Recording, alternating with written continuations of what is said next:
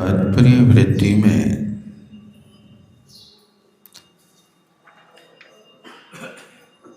स्पष्ट करते हैं कि जिन प्राणों को आप आत्मा से भिन्न मारते हैं,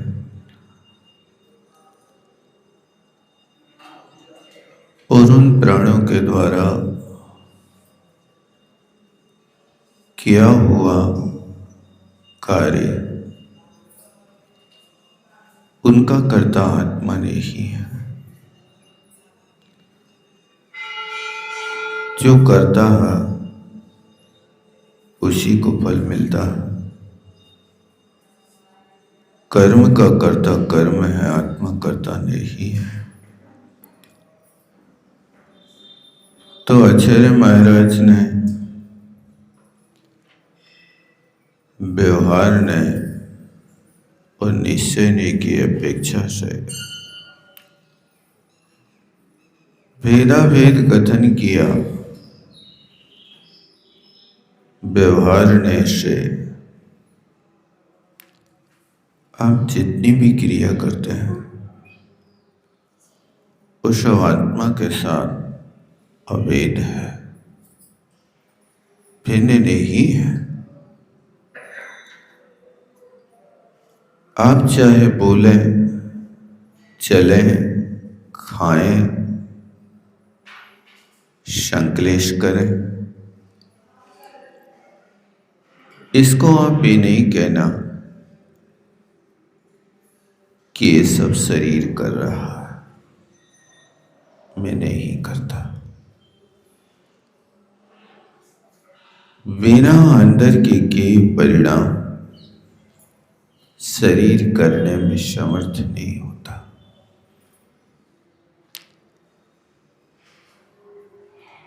कठपुतली नाच कर रही है,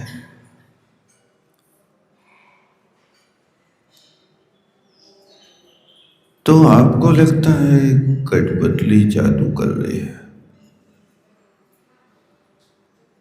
लेकिन ध्यान रखना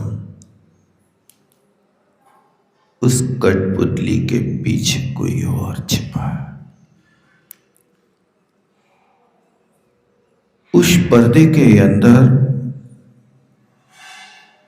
सूत्रधार आपको संकेत दे रहा है। सामने खड़ी कठपुतली को उस कठपुतली के पीछे रहने वाला व्यक्ति जैसी चेष्टा करता है, वो चेष्टा दृष्टिगोचर कठपुतली में होती है।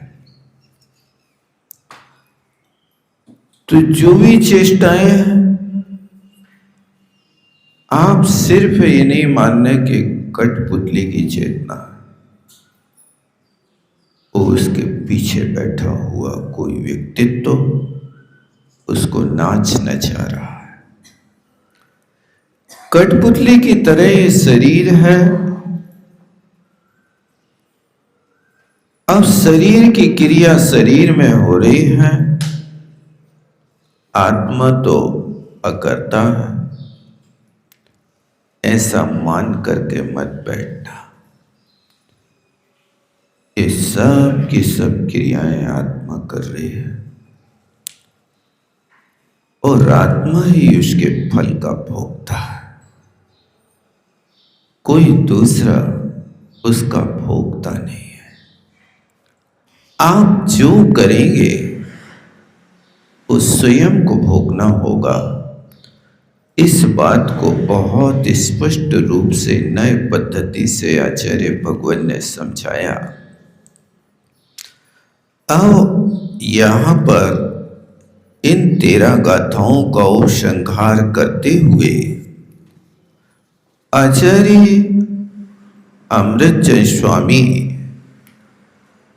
205 नंबर का कलश लिखते हैं। पृष्ठ नंबर 428 पर अपन चलते हैं।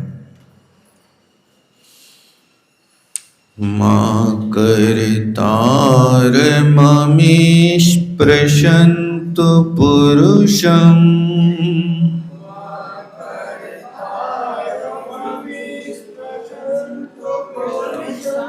सांख्यायिवाप्यर्हता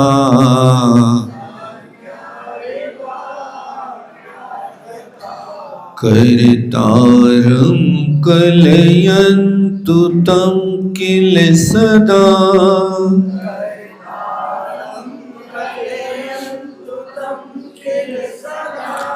भेदावबोधादधा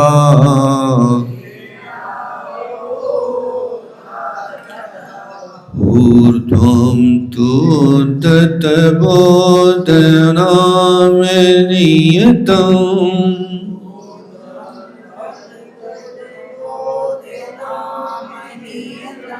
प्रत्यक्षमेनं स्वयं पश्यन्तो च्युतिकर्तृभावमचलम्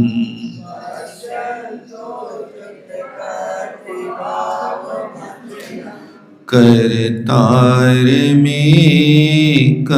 परम्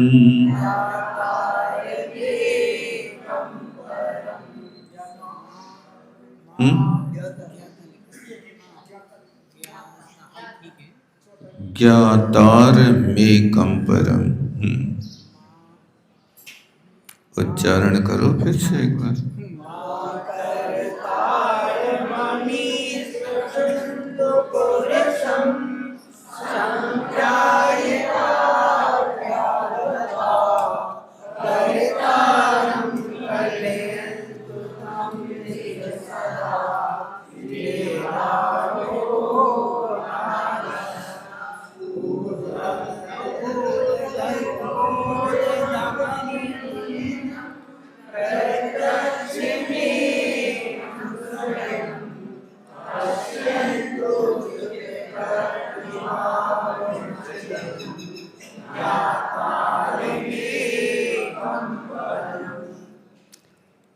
अब कहते हैं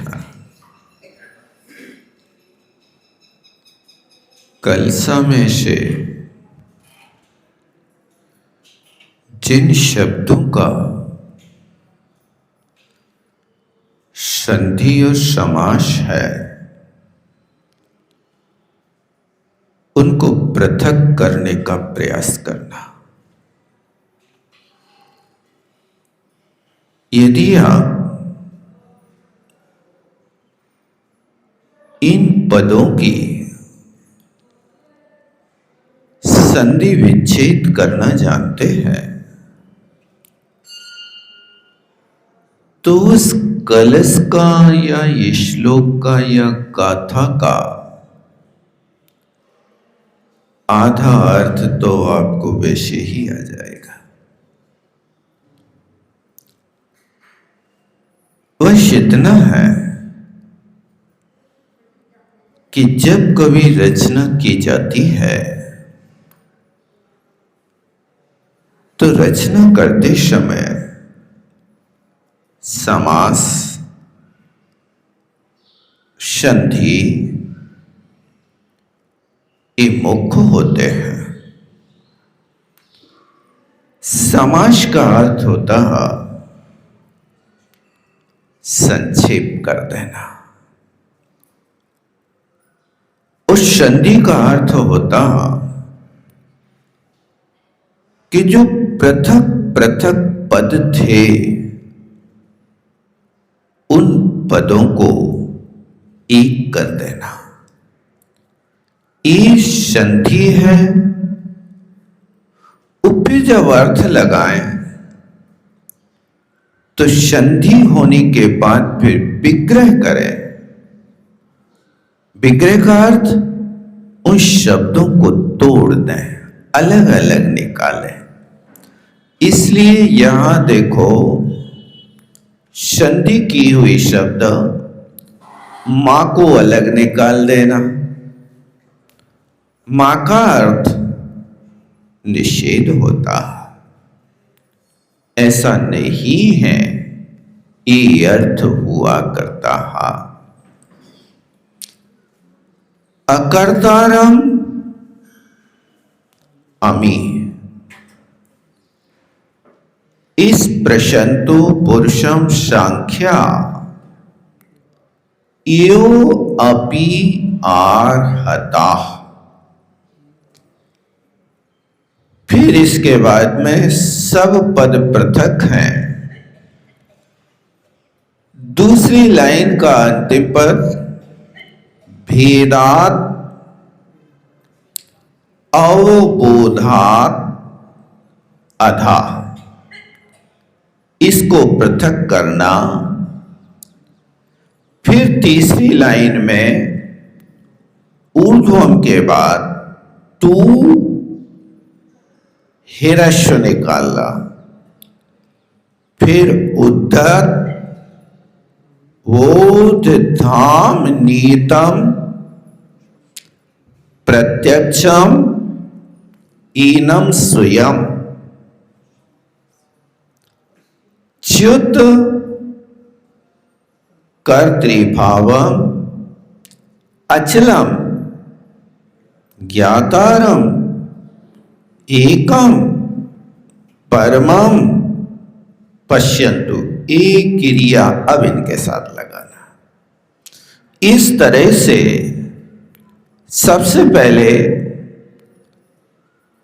कलश पढ़ने के बाद उस कलश का संधि विच्छेद होता, तो फिर आपको अर्थ स्पष्ट हो सकता है। अब फिर कहते हैं, देखो इसमें किसको समझाया जा रहा। तो पहली लाइन के अंत में आर्हता शब्द है, मिला। आर्हता क्या है?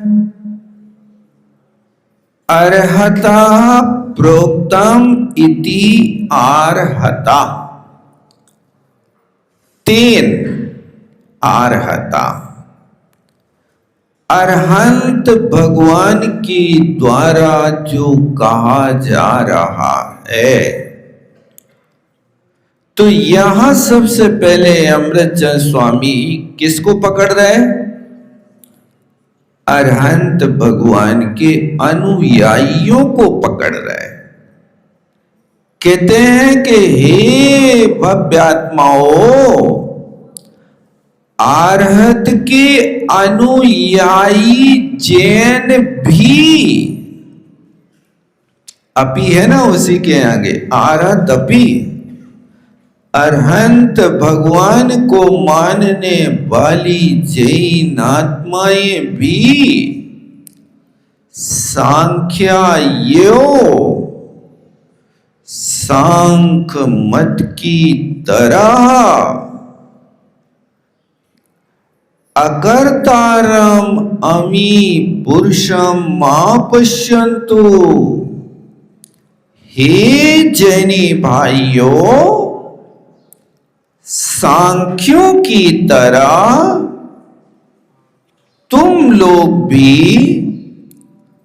आत्मा को अकर्ता मत मानना। पहली लाइन का अर्थ समझ में आया ना? जैनी भाइयों, सांख्यों की तरह अमी, इस आत्मा को अकर्ता राम मां, इस पुरुषंतु आत्मा को ऐसा मत स्वीकार करना। कब तक? देखो, भेदात अवबोधात अधा, मिला दूसरी लाइन के अंत में। कहते हैं भेद अवबोध। अवबोध माने ज्ञान होता है, और भेद के साथ ज्ञान लगा दो तो भेद ज्ञान होता है। भेद ज्ञान का अर्थ समझते क्या होता है? मिली हुई वस्तु को पृथक पृथक जानना, उसका नाम भेद ज्ञान है। दूध में पानी मिला है कि नहीं मिला है? दूध में पानी है कि नहीं है? देखा है? आपके सामने डाला है पानी, लेकिन फिर भी जो दूध से पृथक आपको पानी दृष्टिगोचर हो रहा, इसी का नाम भेद ज्ञान है। समझ में आ रहा है? क्यों? दूध में पानी को देखना कि घी से चुपड़ी हुई रोटी को देखना। घी से रोटी तो चुपड़ी है, लेकिन घी से चुपड़ी हुई रोटी घी में मिली नहीं, वो पृथक दिखाई दे रही है, ऊपर ऊपर दिखाई दे रहा है, चिकनाई दिखाई दे रही। काश उस रोटी को तुम चुपड़ते नहीं और मोन डाल देते। मोन डालना क्या है? मोन क्या है? यानी आटा को और घी को तुमने एक में कर दिया। अब रोटी बनने के बाद मोन का घी दिखाई देता क्या नहीं देता? डाला तो है तुमने।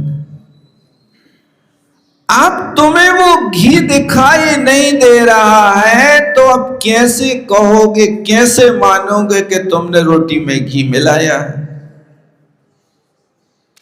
वो हम देख नहीं सकते, लेकिन रसना भेद विज्ञान करेगी।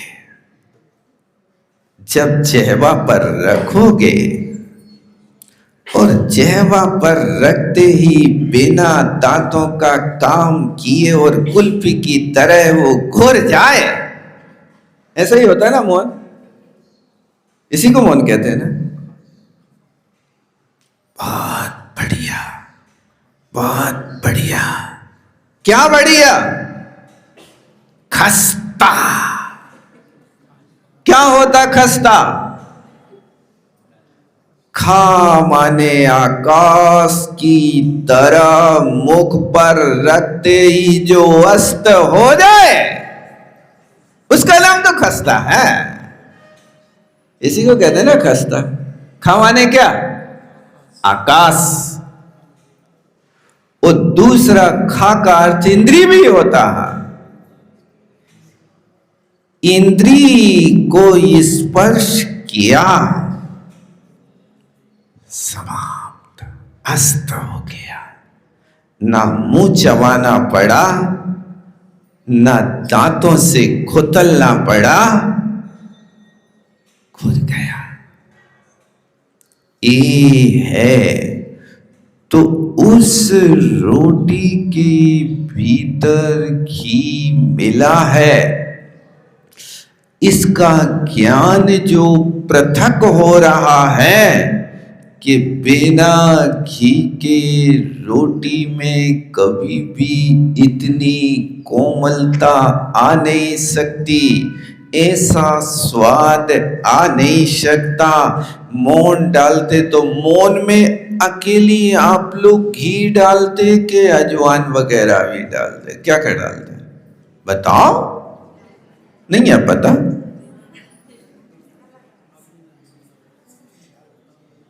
अब जी पूछो कि तुम बना का रहे हो मौन के? खाजा बना रहे, क्या रोटी बना रहे, क्या पोपड़िया बना रहे, क्या बना रहे? उसके अनुसार ही उस वस्तु को डाला जाता है। इसी तरह जैसे वो रोटी के भीतर का मौन आप आपको दिख नहीं रहा। दूध के भीतर का पानी दिख नहीं रहा। दूध के भीतर रहने वाला घी दिख नहीं रहा, लेकिन पता है कि दूध बिना पानी के नहीं हो सकता। घी होगा तो दूध में होगा, दूध में ही होता, अन्य वस्तु में तो नहीं होता। लेकिन ध्यान रखना, दूध भी कई प्रकार के होते हैं। एक अकौआ का भी दूध होता है। उसका दूध पिया कि नहीं? अकौआ का दूध पिया कि नहीं पिया? अकौआ का घी खाया कि नहीं खाया? अकौआ का घी नहीं खाया? भैंसिया का खाया कि नहीं खाया? गाय का खाया कि नहीं खाया? अब एक महानुभाव बता रहे थे कि गधैया का वो दूध पी रहे, एक महानुभाव खोज कर रहे हैं। अच्छा,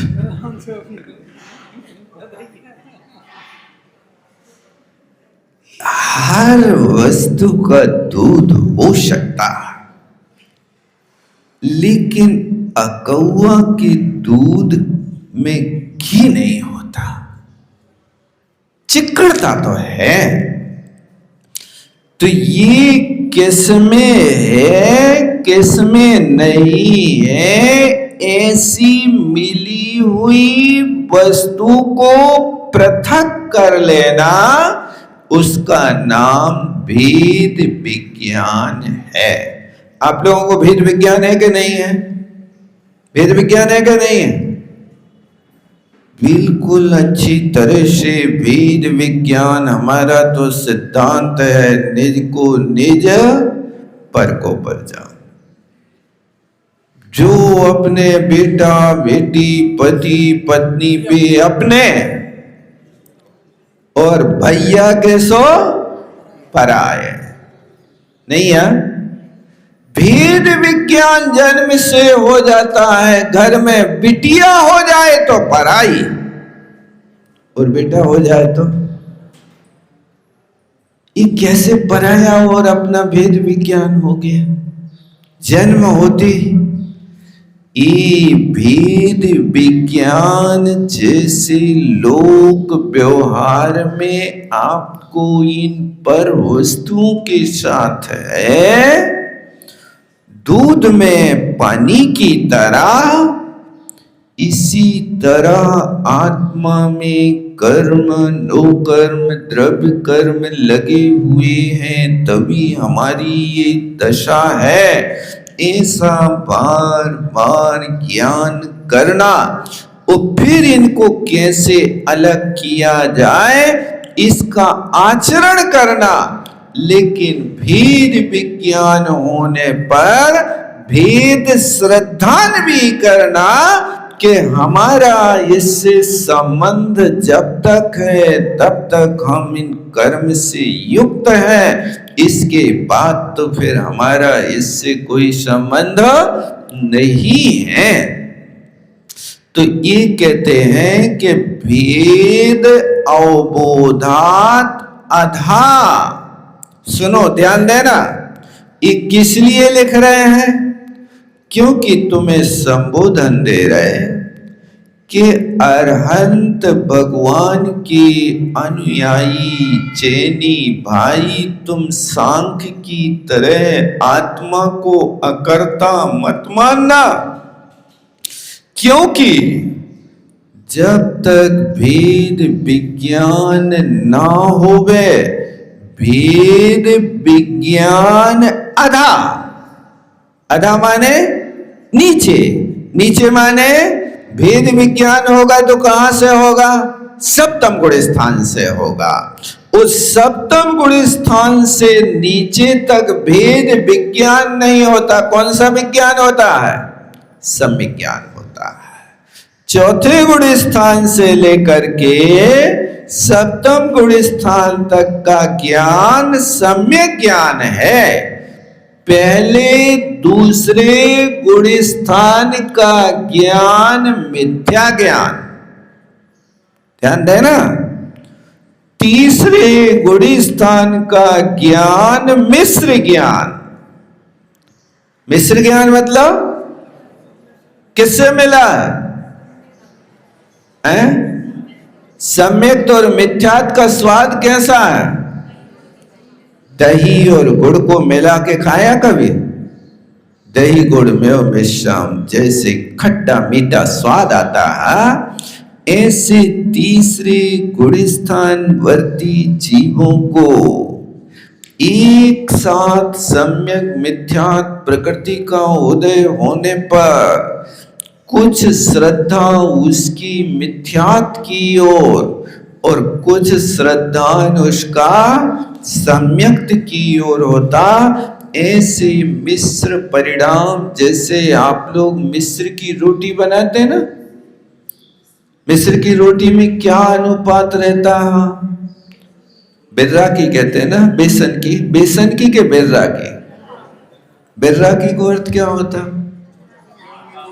बिर्रा बिर्रा करके, बिखरा करके, थोड़ा सा गेहूं का आटा है, थोड़ा सा चना का आटा है, थोड़ा सा जवा का आटा है, थोड़ा सा उसमें और उड़दों का है, फला साग दाने बनाते ना, बिखरा बिखरा करके मुट्ठी मुट्ठी दाने भर आटा मिला मिला करके जिन रोटी को बनाया जाता उसको बिर्रा की रोटी कहते हैं। ऐसे ही होता है ना। तो वो मिश्र अवस्था है कि 1 किलो आटा में चना कितने मिला दिए भाई साहब? कितने? 100 ग्राम? तुम लोग सही नहीं बताते हो, नाप तोल नहीं रखते क्या आप लोग? कितना? अच्छा, आधा आधा आधा रहता। ध्यान रखना, थोड़ा कम रखना यहाँ पर। यहाँ मिथ्यात की क्वांटिटी 20% और सम्यक्त की है 80%। ठीक है ना? इस तरह से अनुपात होता होगा मुझे लगता मिश्र रोटी का। तो जैसे यहां पर इसमें आप भेद कर रहे, ऐसे तीसरे गुण स्थान में भी मिश्र ज्ञान है, कुछ उधर ढड़कता हुआ कुछ इधर की ओर। और चौथे गुण स्थान का कौन सा ज्ञान है? सम्यक ज्ञान है। चौथे गुण स्थान से 7वें गुण स्थान तक का ज्ञान सम्यक ज्ञान। उस 7वें गुण स्थान के निचले भाग में पहुंचे, जिसको अपन सातिशय अधा प्रवृत्त कहते हैं, जिस गुण स्थान से श्रेणी आरोहण की भूमिका बनती है, वहां से भेद विज्ञान कहते हैं। कितने ज्ञान हो गए आपके पास? मिथ्या ज्ञान, मिश्र ज्ञान, सम्यक ज्ञान, भेद विज्ञान और वीतराग विज्ञान। कितने मिल गए? अच्छे से ध्यान रखना। तो कौन से गुण स्थान में कौन सा ज्ञान हो रहा है? भेद विज्ञान कहां मिला आप लोगों को? कौन से गुण स्थान से? 7वें से। तुम्हारा कौन सा गुण स्थान है भाई साहब? बताओ। अब आप कहो तो ही बताओ कौन सा है, क्योंकि अपन तो भाई ऐसे आदमी हैं कि अपन को तो कमाई करना है। कमाई करने के भी तरीका होता है। एक बार की बात है, ट्रेन में जा रहे थे तो एक अच्छे होशियार व्यक्ति, क्योंकि रास्ता पार करना है तो जेहवा रूपी रथ पे सवार होकर के चलो तो रास्ता जल्दी से कट जाता है। और मौन मौन चलो तो लोग समझ जाते हैं कि तो वज्र मुख कछु नहीं जाना था। इसलिए उसने सामने वाले व्यक्ति से प्रश्न किया, भाई साहब अपन यात्रा कर रहे हैं, जेहवा रूपी रथ पे सवार होके चले ना? हाँ पूछ लो, क्या करना। मैं आपसे एक सवाल पूछता हूं, यदि आपने उस सवाल का उत्तर नहीं दिया तो आपको 10 रुपया देना पड़ेगा, और यदि मैंने सवाल का उत्तर नहीं दिया तो मैं आपको 5 रुपया दूंगा। बोले ठीक चलो। तो उसने प्रश्न किया, कहा भाई साहब मुझे 3 पैर वाली चिड़िया का नाम बताओ। मुझे 3 पैर वाली चिड़िया का नाम बताओ। उसने बहुत सोचा, उसने कहा यार मुझे तो कहीं समझ में नहीं आ रहा। अब उसने मोबाइल खोल के देखा, सो उसमें भी 3 पैर की चिड़िया ही नहीं मिली, ना नाम मिला। जब नहीं मिला तो उसने कहा चलो भाई साहब 10 रुपया, अब तुम बताओ। तो उसने भी कहा भाई साहब चलो 5 रुपया, हमें भी याद नहीं है। क्या हुआ? ऐसे भी लोग होते हैं कि जो जेहवा रथ पे सवार होते हैं, पालन करते हैं, देव शास्त्र गुरु के ऊपर श्रद्धा करते हैं, तो आपका श्रावक व्रत है तो आप पंचम गुण स्थान वर्ती हैं, हमेशा गुण श्रेणी निर्जरा कर रहे हैं। 12 व्रतों का पालन करने से व्यक्ति व्रती हो जाता है, लेकिन पंचम काल की बलिहारी है। आज का व्यक्ति यातायात के 18 नियम पालन कर लेता है, लेकिन मोक्ष मार्ग के यातायात के 12 नियम भी पालन नहीं कर पा रहा है। आप जब यातायात के 18 नियम पालन करोगे तो तुम्हारी गाड़ी मंजिल पे पहुंचेगी, और यदि एक नियम भी पालन नहीं किया, कौन सा? आप गाड़ी 80 की स्पीड में चला रहे हो और रेड बत्ती जल जाए बीच में, गाड़ी की के सिग्नल की, तो बताओ गाड़ी खड़ी करोगे कि आगे बढ़ाओगे? खड़ी करना पड़ेगी। क्यों? यातायात का नियम है, आप यदि सिग्नल का उल्लंघन करेंगे तो क्या होगा? जुर्माना देना पड़ेगा। आप भाग जाओगे कि हम चकमा दे के भाग गए, तुम्हारी गाड़ी का नंबर वहां सेव हो गया।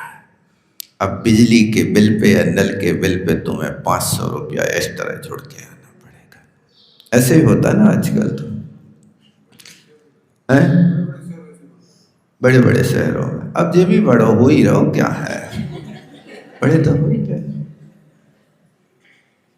तो क्या जब एक यातायात के नियम का उल्लंघन करने पर आपको प्रायश्चित लेना पड़ता है, आपको कुछ जुर्माना देना पड़ता है, भुगतना पड़ता है, नहीं भुगतना पड़ता, एक नियम का उल्लंघन किया, वो पूरे के पूरे नियम बड़ी सावधानी से पालते हो। कार चलाओगे तो बेल्ट बांधोगे, बांधते कि नहीं बांधते? चलाओगे, डिपर मारोगे, हॉर्न बजाओगे, पार्किंग में लगाओगे, जहां कहीं तो खड़ी नहीं कर सकते, तेल भराओगे, हवा कम हो तो हवा भराओगे, सब कुछ आप इस लोक व्यवहार के नियमों का पालन कर रहे हो। मैं कहता हूं जितनी सजगता से आप यहां लोक व्यवहार का पालन करते हो, लोक के नियमों का पालन करते हो, क्या इससे आदि भी सजगता आप परमार्थ में रखते हो? नहीं रखते। आज पूजा नहीं कर पाए, अभिषेक नहीं कर पाए, तो क्या आप ये संकल्प करते हो कि आज मैंने परमात्मा की पूजा नहीं करी तो मैं आज एक भुक्ति करूंगा, ये प्रायश्चित लेता हूं। आज मैंने अभिषेक नहीं कर पाया तो आज मैं एक रस का परित्याग करता हूं। आज मैंने यदि धर्म के कोई नियम का उल्लंघन कर दिया है तो आज मैं भोजन में मिर्ची नहीं खाऊंगा। मिर्ची का भी कोई नियम है भाई साहब? नियम तो नियम है, पाल के तो देखो। आज मंदिर में नियम लेके जाओ कि मिर्ची नहीं खाऊंगा, और आज तुम्हारे यहाँ भोजन में हर वस्तु में मिर्ची पड़ी होवे, अकेली लपसी में ना पड़ी होवे। उसमें तो डालते नहीं, लपसी नहीं डालते। लेकिन लपसी भी तुम्हारे यहाँ कब बनती है? जब रविवार होवे, नमक ने खाने होवे, रोज तो लपसी बनती नहीं। तो आज तुमने मिर्ची नहीं खाने का नियम नहीं लिया और तुम्हें घर में जाकर के हर वस्तु में मिर्ची मिल रही है, तो आप क्या करोगे बताओ? हंगामा खड़ा करोगे कि मौन पूर्वक पानी पी के बाहर, दूध पी के बाहर हो जाओगे? क्या करोगे बताओ? हमारा बिल्कुल ध्यान नहीं रखते हो। हमें तो बिल्कुल तुम ऐसे ही कूड़ा कचड़ा समझ रखा है। थोड़ा ध्यान रखा करो। आज मिर्ची नहीं लेनी थी, तुमने मिर्ची सब में डाल कर रख दी है। बताओ क्या करें? काय के संगे खावे? उनसे क्या पूछ रहे? तुम्हारी योग्य जो वस्तु हो यथा लब्ध ले लो और मौन पूर्वक बाहर हो जाओ और धन्यवाद दे दाओ। धन्य है, आज आपने मुझे साधना का अवसर दिया। हर वस्तु में मिर्ची डाल करके आज तुमने मेरी परीक्षा ली। अब आज देखो मेरा दिन दूध और पानी से कैसे निकलता समता परिणाम से। आपको बहुत बहुत धन्यवाद, बहुत बहुत धन्यवाद। ऐसा कहते हो कि 20-25 गालियां सुनाते? क्या करते हैं? ईमानदारी से बताओ। नहीं बताओगे आप लोग, कोई बात नहीं। लेकिन मैं जानता हूं कि आप इतने समता के परिणाम यदि लेके आ जाएं तो आप घर में रह करके भी संत का जीवन जीने लगे। नियम लेते हैं तो बता देते हैं, कोई बात नहीं, इतना भी अच्छा है। लेकिन नियम से भाग्य की परीक्षा करो कि आज हमने नियम लो है, उस नियम के माध्यम आज हमें क्या मिलता है। देखो ऐसे भी होते हैं कि जहाँ भाग्य में होता है तो जंगल में वो वस्तु आ जाती है। एक बार की बात है कि गणेश प्रसाद जी वर्णी जी नैनागिर में विराजमान थे उस समय। किस समय? 1940-50 के भीतर की बात हुई है। 56 के आसपास तो उनकी संलेखना हो गई थी। अब नैनागिर में 1950 के आसपास क्या दशा हो गई भाई साहब? जहाँ चिरई चौके ने बादरवों के मंदिर तो थे लेकिन जाने के रास्ता नहीं थे, और यदि कोई भूल चूक चला जाए तो पूजा बप्पा से बच जाए तो बड़ा मुश्किल। पूजा ही बप्पा थे ना, बहुत मुश्किल था।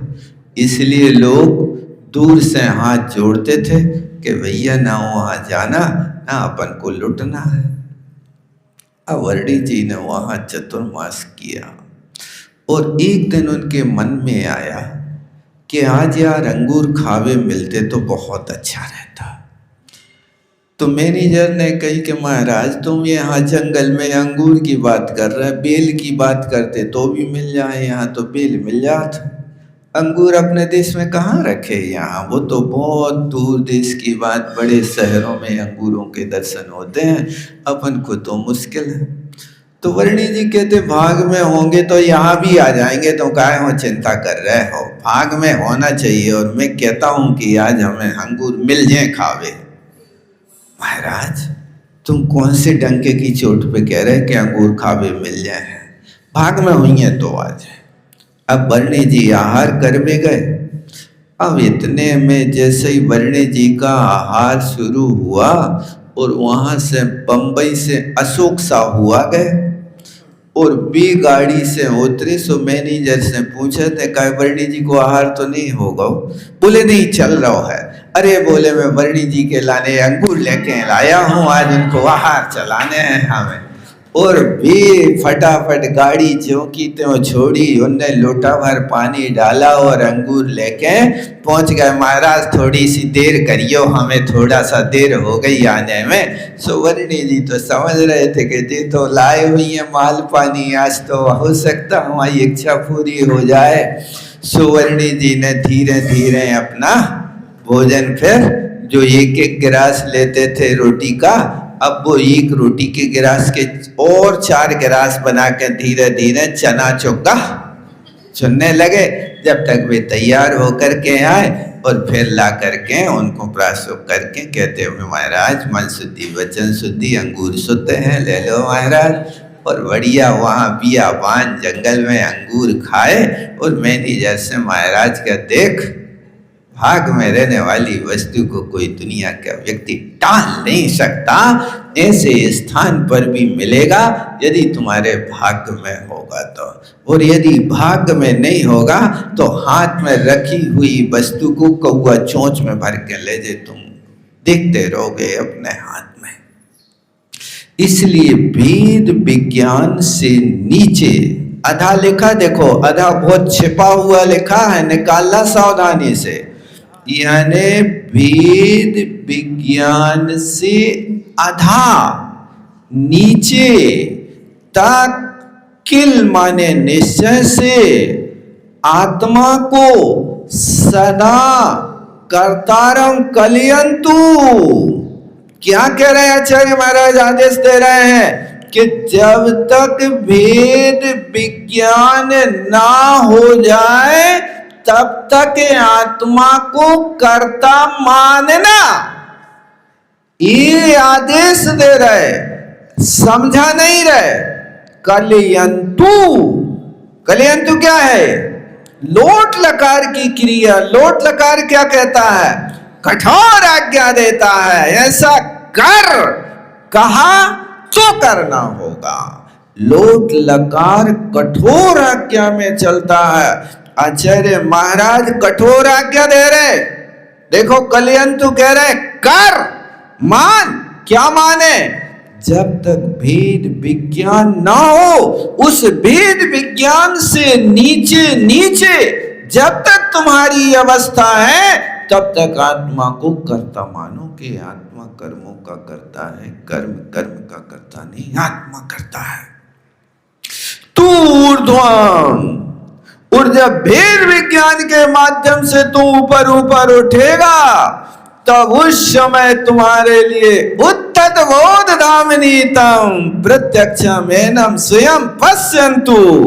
अब उस समय उत्पन्न हुआ बोध धाम, बोध का मंदिर, ज्ञान का मंदिर, सरस्वती का मंदिर नियम से उत्पन्न हुआ। उसको दूसरों से कहने की जरूरत नहीं, प्रत्यक्षम स्वयं पश्यन्तु, अपनी सगी आंखों से तुम स्वयं देखो, अनुभव करो। ये च्युत कर्तृभावम, जब आप भेद विज्ञान से ऊपर पहुंच जाओगे उस समय इस कर्तृभाव से च्युत हो जाओगे, कर्तृभाव समाप्त होगा। एकम अचलम ज्ञातारम परम। अब वहां पहुंचोगे तो मैं तो एक ज्ञाता दृष्टा हूं और कोई कर्ता कर्म की कोई व्यवस्था नहीं। जहां ध्यान ध्याता ध्येय को न विकल्प भजवेद ना जहा, चिद भाव कर्म चिदेश करता चेतना क्रिया तहा। ये ऐसी जब भूमिका होगी तब आत्मा करता नहीं होगी, लेकिन यहाँ नीचे तो करता होगी। इस तरह से यहाँ पर आचार्य महाराज देखो कितना स्पष्ट लिख रहा है। लेकिन हम तो घर में बैठ के एसी में बैठ के डल्लब के गद्दा पे करवटें बदल के भेद विज्ञान कर रहे। सो तुम्हारी दशा ऐसी है कि एक आदमी ने कहा कि भैया हमें तैरना सीखना है तो चलो नदिया। बोले पानी को तो परहेज, पानी को तो छूने नहीं है, तैरना सीखना है, तो फिर गद्दा पे लेटे हाथ पे फैलाते रहो, तैरना सीख जाओगे। यही दशा है, हमें मुनि बनने नहीं है, और भेद विज्ञान से नीचे बात करने नहीं है। भैया डल्लभ के गद्दा पे हाथ पैर फैलाते रहो तो ऐसी दशा है, समय होगा। जावाणी के ज्ञान से सुझलो कालो सोवाणी